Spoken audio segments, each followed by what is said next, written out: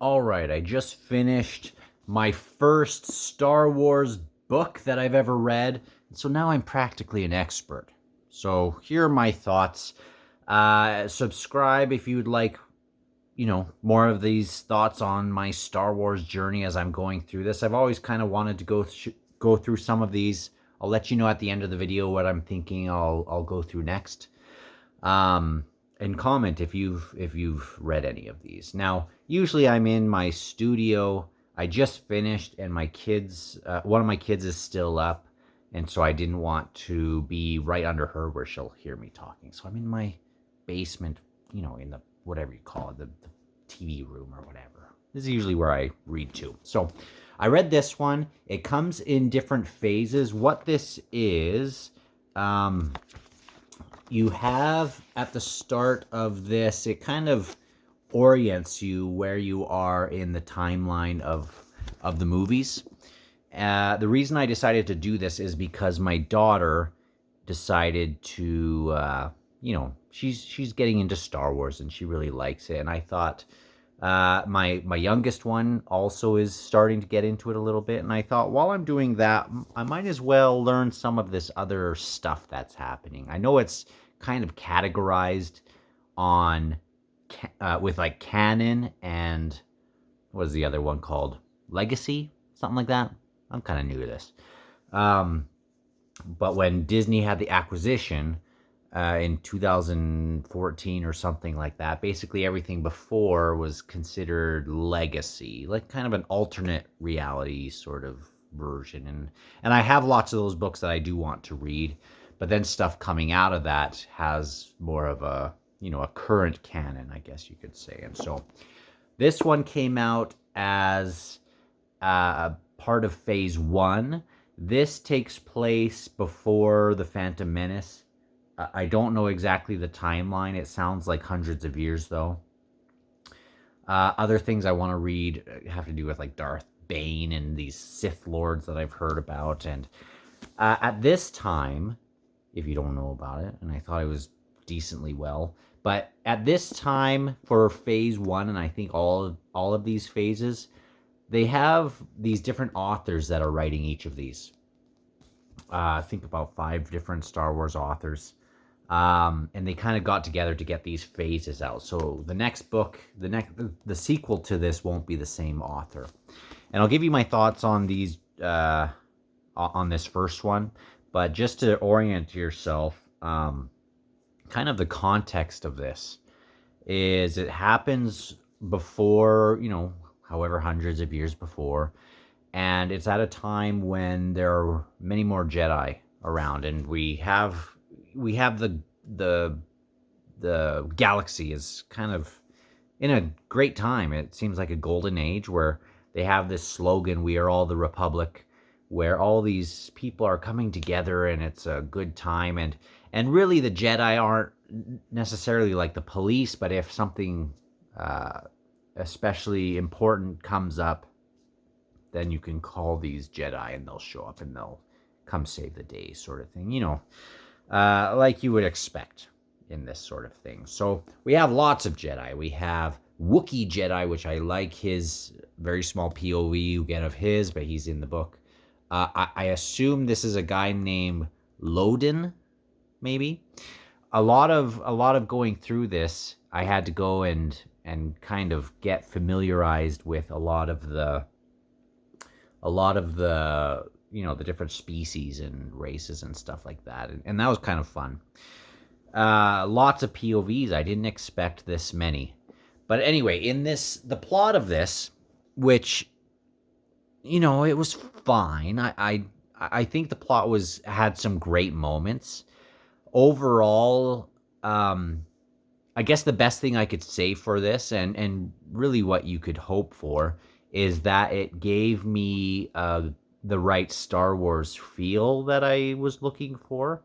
There was parts that was kind of a little dull, but there's something so great about the idea of the Jedi. And I like that the title is Light of the Jedi, because even though we don't really have Sith, and it's not there's not dark Jedis, the Sith or whatever. in this. It's even though there are Jedi, it's kind of a different sort of problem that is happening that doesn't have to do with a dark version of these Jedi. And a lot of the stuff that really comes through that resonated for me has to do, I like tropes of dark versus light. Some morally gray is fun, but I like when goodness kind of triumphs. And, Jedi, they just kind of encapsulate light, right? And so a lot of it is, even though the dark side isn't really talked about in this, you can see how some of the pathways, fear leads to anger, anger leads to hate, hate leads to suffering, and a part of that in the conclusion, it's like some of the people are getting, whether they're Jedi or not Jedi, they are facing the same sorts of problems, and that could lead to these to dark things. And light, I like that in this book it really characterized how light is something sacrificial that we do not for ourselves but for others, and that kind of brings more light. There's an amazing part with this Wookiee. I won't give it away, no spoilers or anything, but where he is able to help a boy who feels like something is really his fault, and I thought that was a really great moment. And we have lots of those, and a lot of good Padawan and Jedi Master sorts of, or a few different relationships of that type. One really, really great. Now the plot of it is, you have these, everyone's in this republic. It's at a golden age where things are seeming pretty good, and suddenly there are these hyperspace channels that someone has figured out that you can basically use. And I might not be getting this exactly right, but you can use these different hyperspace channels almost like little private wormholes to different areas of the galaxy to, get this way or that way. And it's tricky because no one can kind of figure these out completely.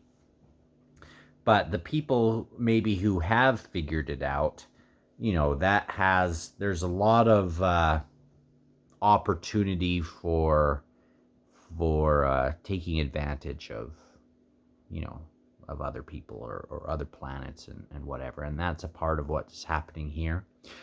There is a lot of this has to do with these disasters that are happening because of these different channels, where suddenly there's this debris and stuff flying out at different areas, and it can be predicted.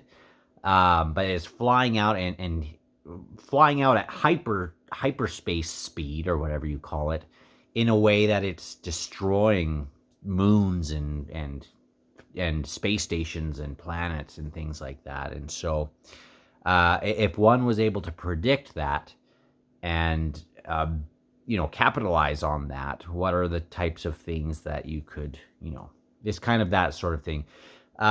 It felt a little bit like, it felt more like some of the sci-fi I'm familiar with. Even though there were Jedi, you could see this being its own sort of space opera sci-fi. There are a lot of POVs, but it was always kind of confined towards this single issue that's happening, that Jedi are involved with, senators involved with.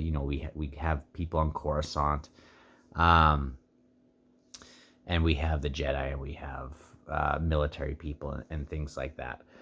Really, really cool. The bad guys were a little bit of a miss at first for me. I think I came around to it by the conclusion. But he's not like a dark wizard sort of thing. He's more of a very intelligent guy, mastermind sort of dude.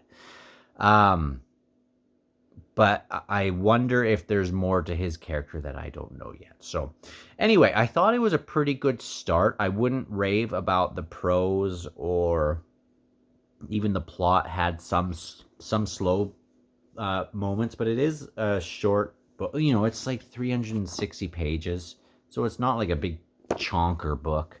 I thought it was fun for what it was. Uh, Depending on how the next book goes, which I suspect I'll get to it shortly. Depending on how that goes, uh, I may really enjoy this, but I'm not sure yet. A lot of the characters were a little bit flat because there were just so many of them, and it seemed hard to kind of develop all of them in a meaningful way. I don't think there necessarily needed to be this many characters because a few of the ones I really connected with, and others were just sort of eh. But yeah, that was my first one. Now I'm thinking I may go right into the next one, but I am kind of thinking about Thrawn because I don't know anything about that guy, and I'm also thinking about maybe going more dark side stuff with Darth Bane and maybe or Darth Plagueis and some of those things. So if you have any thoughts on that, I'll probably start it by tomorrow night. So let me know. I thought it was good, but I don't know if I'd give it a rating. If you want more Star Wars, then yeah, it was fun. It was fun. It didn't blow me away because I've been reading a lot of just amazing books lately, but I'm glad that I read it, and I'll probably go through it again based on how I feel about the rest of them. Some of these characters could become, uh, you know, I really liked a couple of these characters and some of the build-up. So, anyway, those are my thoughts, and I'll talk to you guys later. Bye.